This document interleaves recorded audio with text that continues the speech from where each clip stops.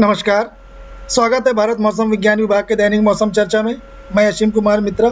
आइए सबसे पहले आपके साथ प्रमुख जानकारी साझा करते हैं। दक्षिण थाईलैंड और पड़ोस पर एक कम दबाव का क्षेत्र बना हुआ है उसके समीपवर्ती जगहों पे, और इससे संबंधित चक्रवाती परिसंचरण साइक्लोनिक सर्कुलेशन एक लोअर ट्रोपोस्फेरिक लेवल जिसको हम कहते हैं मध्य क्षोभ मंडल तक फैला हुआ है, और ये अगले 12 घंटों के दौरान ये अंडमान सागर में उभरने की संभावना देखी जा रही है। अब इसकी दिशा जो होगी वो पश्चिम उत्तर पश्चिम की ओर होगी, और 2 दिसंबर तक ये एक डिप्रेशन में केंद्रित होने की संभावना है। अब उसके फलस्वरूप क्या होने वाला है, आने वाले 24 घंटों में ये और तेज होगा और मध्य बंगाल की खाड़ी के ऊपर एक चक्रवाती तूफान में तब्दील हो जाएगा। इसके उत्तर पश्चिम की ओर बढ़ने की संभावना रहेगी, और 4 दिसंबर 2021 को सुबह तक ये और तेज हो जाएगा। इसमें तेजी आएगी और उत्तरी आंध्र प्रदेश और तटीय उड़ीसा तट तक ये पहुंच जाएगा। पूर्वी मध्य अरब सागर के ऊपर कम दबाव का क्षेत्र बनने की भी संभावना देखी जा रही है, और जो इसका स्थान होगा आने वाले 24 घंटों के दौरान महाराष्ट्र तट से दूर समुद्र की ओर होने जा रहा है। और एक पश्चिमी विक्षोभ 4 दिसंबर की रात उत्तर पश्चिम भारत को प्रभावित करने की संभावना है। मतलब एक और वेस्टर्न डिस्टर्बेंस या पश्चिमी विक्षोभ 4 दिसंबर की रात से पश्चिमी भारत या उत्तर पश्चिम भारत की ओर आने की संभावना है। आइए 24 घंटों के दौरान जो हमारी वेधशालाओं में वर्षा दर्ज की गई है हम उसके बारे में देखें। संख्यात्मक रूप में जैसा कि हमने कल पूर्वानुमान किया था, हमारे पूर्वानुमान के अनुकूल अगर हम बात करें तमिलनाडु, पुडुचेरी, कराईकाल में की अगर हम बात करें, भारी वर्षा, भारी से भारी वर्षा दर्ज की गई है।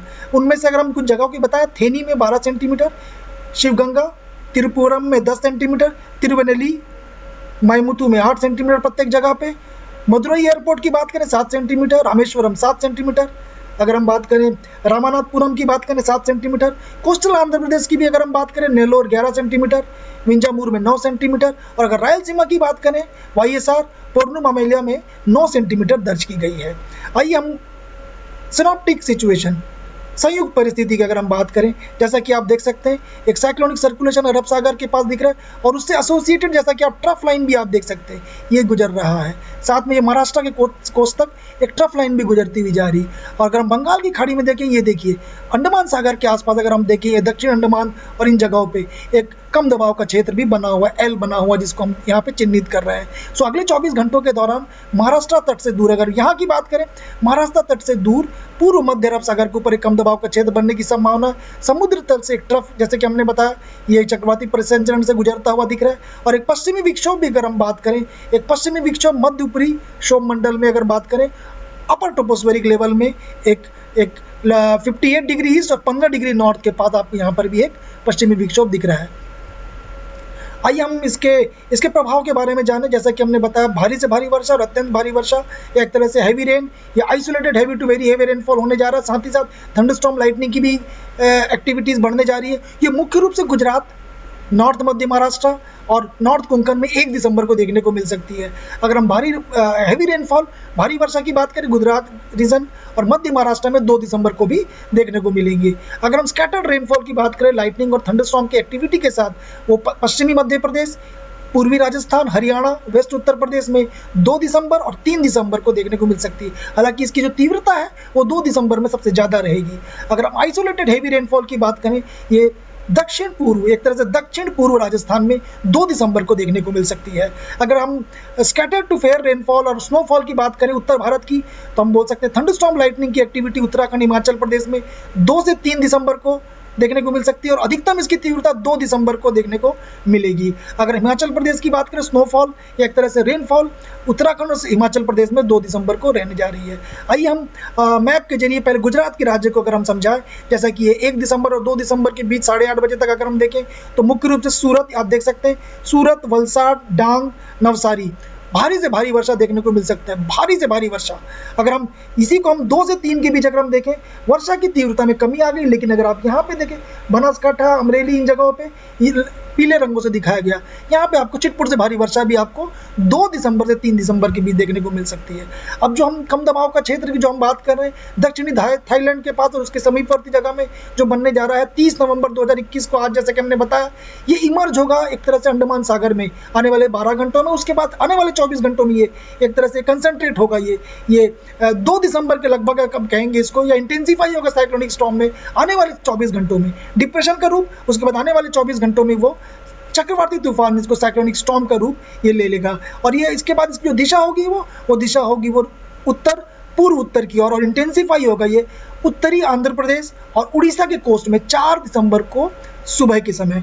इससे क्या होने जा रहा है, इससे भारी से भारी वर्षा आपको सबसे पहले देखने मिलेगी अंडमान निकोबार द्वीप आइलैंड में 30 नवंबर से 2 दिसंबर के बीच, नॉर्थ कोस्टल आंध्र प्रदेश में 3 दिसंबर से 4 दिसंबर, कोस्टल उड़ीसा में 3 से 5 दिसंबर के बीच, गैंगटिक वेस्ट बंगाल की भी अगर हम बात करें 4 से 5 दिसंबर की भी देखने को मिल सकती है। और अगर अत्यंत भारी वर्षा की हम बात करें, ये अंडमान निकोबार आइलैंड में 1 दिसंबर को देखने को मिल सकती है। और कोस्टल उड़ीसा में अगर बात करें, ये जो अत्यंत भारी वर्षा ये 4 दिसंबर को देखने को मिल सकती है। आइए मैप के जरिए अगर हम कोस्टल आंध्र प्रदेश की हम बात करें, ये देखिए दक्षिण कोस्टल आंध्र प्रदेश में ये देखिए चिटपुट से भारी वर्षा आपको डे 1 के समय देखने को मिल रही है। आज के निकाला गया है। अगर हम मैप में देखें GIS में, ये देखिए चिटपुट से भारी वर्षा। हालांकि अगर हम डे 4 और डे 5 की अगर बात करें, ये देखिए इन जगहों पे ये उत्तरी भागों में अत्यंत भारी वर्षा, एक तरह से भारी वर्षा भी यहाँ पे हमको देखने को मिल सकती है। उड़ीसा की अगर हम बात करें डे 4, ये डे 4 हो गया आपको 8:30 बजे सुबह 3 दिसंबर से 8:30 बजे सुबह 4 दिसंबर।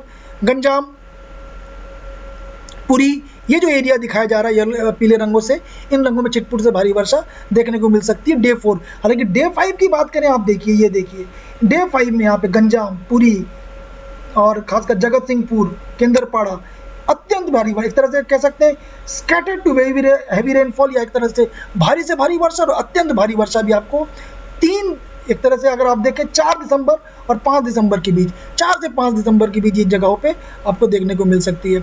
आपको जो समुद्र की स्थिति की सही जानकारी आपको हम बता दें, मछुआरों को सलाह दी जाएगी अंडमान सागर में वो 30 तारीख से लेकर 2 दिसंबर के बीच वो ना जाए। साउथ ईस्ट और adjoining east central Bay of Bengal में 2 से 3 दिसंबर के बीच ना जाए।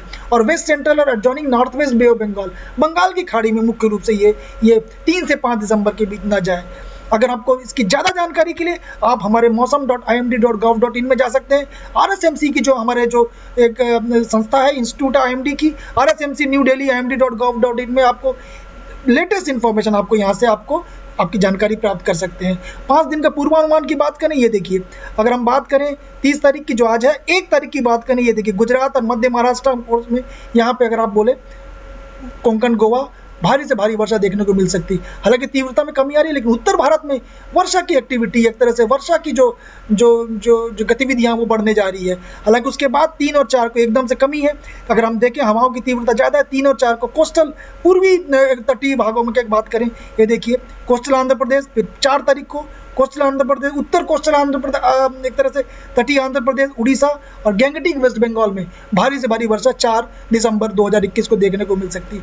इसके जो प्रभाव होने वाले भारी जो वर्षा के बारे में जो हमने बताया, तमिलनाडु, पुडुचेरी, कराईकाल, अंडमान निकोबार, मुख्य रूप से लोकलाइज फ्लडिंग, मडस्लाइड, दृश्यता में कमी, हैवी रेन के कारण ये सारी आ सकती हैं। इसके जो सुझाव होंगे कि आप ट्रैफिक के रूल को पालन करते हुए चलें, जलभराव की स्थिति जिन जगहों पर उन जगहों पर ना जाए, अवॉइड करें वल्नरेबल जो टूटे फूटे मरम्मत वाले मकानों पे वो ना जाए। हवाओं की गति की अगर हम बताएं आपको, जैसे कि फिशरमैन मछुआरों को सलाह दी जाएगी, ये देखिए मुख्य रूप से अब अंडमान सागर के पास आप देखेंगे ये 3 दिसंबर को बहुत ज़्यादा हवाओं की तीव्रता 40 से 50 किलोमीटर प्रति घंटे की रफ्तार से चल रही है। ये जो स्थिति है ये धीरे धीरे तटों की तरफ ही आ रहे हैं। तो हवाओं की गति तटीय उड़ीसा, कोस्टल आंध्र प्रदेश और गैंगटिक वेस्ट बंगाल के पास काफ़ी ज़्यादा मात्रा में आपको यहाँ पे देखने को मिल रही है।